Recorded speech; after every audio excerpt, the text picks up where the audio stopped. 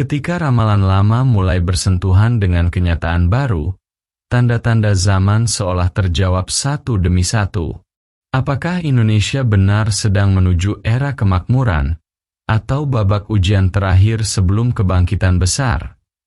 Sebelum kita lanjut ke kisah yang penuh misteri ini, jangan lupa tekan subscribe, nyalakan loncengnya, dan bantu sebarkan cerita ini agar lebih banyak anak bangsa yang sadar bahwa sejarah dan ramalan kadang berjalan di jalur yang sama. Di lereng Gunung Kelut, di antara kabut yang tak pernah benar-benar hilang, terukir kisah seorang raja masa lalu, Prabu Jayabaya, penguasa Kediri yang terkenal bukan hanya karena kebijaksanaannya, tapi karena ramalan yang telah menembus ratusan tahun, berbicara tentang nasib tanah Jawa, dan pada akhirnya, tentang nasib Indonesia. Kini, ketika nama Prabowo Subianto dan Gibran Rakabuming Raka bersatu memimpin negeri, banyak yang bertanya, apakah inilah zaman yang pernah digambarkan Jayabaya dalam bait-bait kuno itu? Akan datang masa ketika pemimpin muda berdiri di panggung megah, namun bayang-bayang masa lalu masih menuntun arah negeri. Petikan tafsir ramalan Jayabaya. Kabut pagi menyelimuti lereng-lereng tua Kediri. Di tempat itu, konon Jayabaya menulis ramalan dengan tinta dari waktu, tinta yang tak pernah pudar, bahkan ketika peradaban berganti. Ia menatap jauh ke masa depan, ke zaman di mana manusia akan berlari lebih cepat dari bayangannya sendiri. Zaman di mana pemimpin lahir bukan dari garis keturunan semata, melainkan dari gelombang perubahan. Kini, berabad-abad kemudian, bayangan itu mulai tampak. Nama Prabowo Subianto berdiri tegak, seorang prajurit yang kenyang perang, yang telah melewati gelapnya pertarungan politik dan sejarah bangsa. Di sisinya berdiri Gibran Rakabuming Raka, muda, tenang, lahir dari dunia yang serba cepat dan digital. Keduanya bagaikan dua ujung waktu yang bertemu, masa lalu yang keras dan masa depan yang lembut namun tajam. Jayabaya pernah menulis dalam salah satu tembang ramalannya, "Wong tua lan enom nyawiji, dadi sabda kang kawijayan." Yang tua dan muda bersatu, jadilah sabda kemenangan. Namun di balik sabda itu, terselip peringatan bahwa persatuan dua zaman ini adalah sandiwara waktu, bukan dalam arti kebohongan, melainkan sebuah lakon besar yang sedang dimainkan oleh sejarah itu sendiri. Prabowo membawa warisan masa lalu, disiplin, kekuatan, dan luka. Gibran membawa sinar masa depan, kecepatan, inovasi, dan kesegaran. Dua karakter yang seolah tak mungkin bersatu, kini berdiri di panggung yang sama. Rakyat bersorak, sebagian kagum, sebagian ragu, namun seperti yang Jayabaya tulis, nalika jagat rame nanging sepi, nalika wong podo nyenyet nanging adoh. Saat dunia ramai tapi sunyi, saat manusia saling dekat namun jauh. Ramalan itu terasa hidup. Kita hidup di masa di mana keramaian maya menutupi kesunyian nyata. Kita dekat lewat layar, namun jauh dalam rasa, dan di tengah jarak yang samar itu, lahirlah pemimpin yang menjadi simbol penyatu zaman. Namun, sandiwara waktu tidak berhenti pada pertemuan dua sosok ini. Jayabaya juga mengingatkan bahwa tiap lakon memiliki ujian. Zaman Prabowo Gibran bukanlah masa istirahat, tapi masa ujian kebijaksanaan. Apakah mereka mampu menjadi tangan kanan sejarah yang menulis bab baru kemakmuran? Ataukah mereka hanya pemeran sementara dalam skenario panjang peradaban? Di antara bisikan angin dan desir sejarah, seolah terdengar suara kuno berkata, "Jangan tertipu oleh usia, yang muda bisa setua langit, dan yang tua bisa semudah harapan." Sandiwara waktu sedang berlangsung dan Indonesia adalah panggungnya. Ketika laut tampak tenang, jangan percaya ia tidak menyimpan badai. Ombak terbesar selalu lahir dari kedamaian yang terlalu lama. Petikan tafsir Jayabaya. Indonesia kini seperti laut yang tenang, gelombang politik telah reda, suara kemenangan sudah bergema di udara, dan rakyat perlahan menatap masa depan dengan harapan baru. Namun Jayabaya telah mengingatkan, ketenangan bukan akhir dari badai, melainkan pertanda bahwa sesuatu sedang bergerak di kedalaman. Di bawah permukaan yang damai, arus perubahan berputar pelan, tak terlihat, namun pasti, teknologi mengubah cara rakyat berpikir. Informasi mengubah cara mereka mempercayai sesuatu dan kebenaran, menjadi kabur di antara suara-suara yang saling bersaing di dunia maya. Dalam kitab ramalannya, Jayabaya menulis, bakal ana wektu, wong podo perang tanpa gegaman, nanging tembung dadi tombak, lan suara dadi panah. Akan datang masa di mana manusia berperang tanpa senjata, kata menjadi tombak, dan suara menjadi panah. Kini, perang itu sedang terjadi bukan di medan tempur, tapi di dalam hati dan pikiran bangsa. Perang opini, perang persepsi, perang keyakinan, semua saling beradu di dunia tanpa batas bernama internet, dan Prabowo Gibran berada di tengah pusaran itu. Di satu sisi, rakyat menaruh harapan bahwa duet ini bisa membawa negeri ke arah kemakmuran, ketahanan pangan, dan kebanggaan nasional. Namun di sisi lain, ada rasa takut bahwa di balik ketenangan politik, tersembunyi potensi badai sosial yang bisa datang kapan saja. Perbedaan pandangan makin tajam, kepercayaan makin rapuh. Seperti perahu besar di tengah samudra, Indonesia membutuhkan nahoda yang bukan hanya kuat, tapi juga peka terhadap arah angin. Jayabaya juga menulis tentang tanda-tanda zaman air. Nalika lemah dadi banyu, lan banyu dadi kaca. Ketika tanah berubah jadi air, dan air menjadi cermin. Para penafsir percaya, ini menggambarkan zaman digital, di mana semua hal terpantul dalam cermin kaca, layar gawai di tangan manusia. Kebenaran kini seperti air, mengalir cepat, berubah bentuk, sulit digenggam, dan dalam refleksi itu, bangsa bisa melihat dirinya sendiri, kadang indah, kadang rapuh. Prabowo, dengan watak prajuritnya, memahami bahwa tidak semua perang butuh senjata. Gibran, dengan naluri anak zaman, paham bahwa generasi muda lebih mudah digerakkan lewat ide, bukan teriakan. Mereka berdua kini harus menjaga keseimbangan antara ketenangan yang menipu dan badai yang menunggu. Laut tampak biru di siang hari, tapi siapa tahu kedalamannya di malam nanti. Begitulah Jayabaya memperingatkan. Indonesia kini adalah laut besar. Prabowo dan Gibran menjadi nahodanya, dan rakyat, kita semua, adalah gelombang yang menentukan arah ombak. Jika kita bergerak serempak, kapal ini akan melaju menuju cahaya. Namun jika saling menghantam, laut tenang ini akan menjadi badai sejarah berikutnya. Saka bocah enom bakal murup geni. Geni kang bisa dadi padang utawa dadi kobongan. Dari anak muda akan muncul api yang bisa menjadi cahaya, atau menjadi kebakaran. Serat Jangka Jayabaya.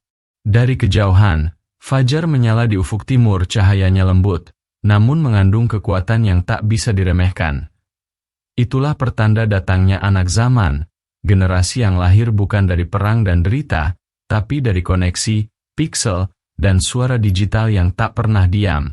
Dan di antara mereka, berdirilah sosok muda bernama Gibran Rakabuming Raka. Wajahnya tenang, tutur katanya singkat, tapi langkahnya mengguncang sistem yang mapan. Ia seperti obor kecil di tengah malam panjang, membawa cahaya, tapi juga memancing perhatian dari mereka yang takut pada terang. Jayabaya pernah menggambarkan masa ini dengan kata-kata aneh. Wong enom nyekel kraton, nanging orang nganggo keris. Anak muda menggenggam kerajaan, namun tanpa keris. Para penafsir percaya, ini bukan tentang istana, melainkan tentang kekuasaan tanpa peperangan, tentang kepemimpinan yang lahir dari gagasan, bukan keturunan. Sebuah tanda bahwa dunia sedang bergeser, dari otot ke otak, dari kekuatan ke inovasi. Gibran adalah simbol perubahan itu. Ia membawa api kesadaran baru, api yang membuat generasi muda sadar bahwa masa depan tidak menunggu, bahwa mereka tak bisa lagi menjadi penonton di tepi sejarah, bahwa kekuasaan bukan milik mereka yang tua, tapi milik mereka yang berani bermimpi. Namun, Jayabaya juga memperingatkan, geni iku ora duwe rasa. Yen ora diarahake, bakal ngobong kabeh. Api tidak punya perasaan. Jika tidak diarahkan, ia akan membakar segalanya. Dan inilah sisi lain dari ramalan itu.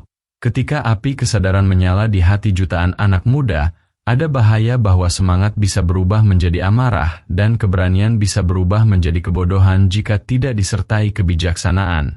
Prabowo melihat api itu. Ia tahu betapa panas dan tak terduganya tenaga muda, maka ia tidak memadamkannya. Ia memilih menjinakkan api itu menjadi cahaya. Ia memberi tempat kepada Gibran bukan sekadar sebagai simbol politik, tapi sebagai penanda zaman baru, bahwa kekuasaan lama kini bertransformasi, membuka diri kepada generasi penerus. Maka terjadilah yang Jayabaya sebut sebagai Purnamaning Nagari, bulan purnama di atas negeri, sebuah masa di mana yang tua dan muda bersanding, di bawah cahaya yang sama, dengan tujuan yang sama. Namun Jayabaya menulis, setelah bulan purnama, akan datang malam paling gelap bukan sebagai hukuman, tapi sebagai ujian. Apakah cahaya yang dibawa anak zaman cukup kuat untuk menembus kegelapan itu?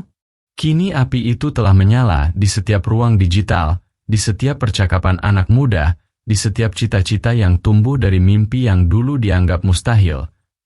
Api itu menuntut arah, dan arah itu tergantung pada kebijaksanaan para pemimpinnya serta kesadaran rakyatnya untuk tidak terbakar oleh panas perubahan, melainkan tercerahkan oleh sinarnya. Geni iku urip, yen ana sing ngopeni yen ora, mung dadi awu ing angin. Api hanya hidup jika dijaga. Jika tidak, ia akan jadi abu di tiupan angin. Dan di sanalah tantangan Indonesia di bawah Prabowo Gibran bermula. Menjaga api agar tetap menjadi cahaya, bukan bara yang membakar masa depan. Nalika manungsa pada endeleng awake dewe ing kaca, nanging orang ngerti sapa sejatine. Akan datang masa ketika manusia memandang dirinya di cermin, namun tak lagi mengenal siapa dirinya. Serat Jangka Jayabaya. Di masa Jayabaya, cermin adalah kemewahan, namun dalam ramalannya, ia melihat zaman di mana setiap orang akan memiliki cermin, bukan dari kaca, tapi dari cahaya. Kini, ramalan itu telah jadi kenyataan. Kita hidup di zaman di mana setiap tangan menggenggam layar, dan di dalamnya tersimpan dunia lain, dunia bayangan.